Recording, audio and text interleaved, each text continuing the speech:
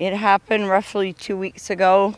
I left my backyard visiting my friend that lives 2 doors up the alley. It was dusk out, and I left my back door and left my back gate, and I noticed a huge flame coming from there, so I thought it was a fire. And my friend only lived like right behind it, but I didn't need to stop, but I stopped. And then I noticed there were two guys crouched down, and I said, "Hey, what are you guys doing?" And they said, "Oh, we're just doing our thing here." And I said, "Well, you better move along." And they said, "You got any money?" And I said, "No." And then they both stood up, and before I knew it, in a matter of like a half a minute, I was pinned down by one guy with my arms over my head, and the other guy was sexually assaulting me.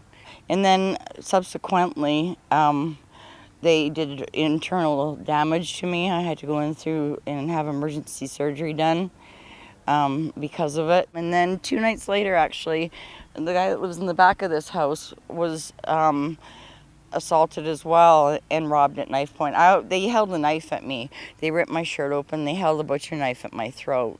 Same MO with the guy that lives in the alley, same time of night, in the same descriptions. And the neighborhood has really stepped up with their signs.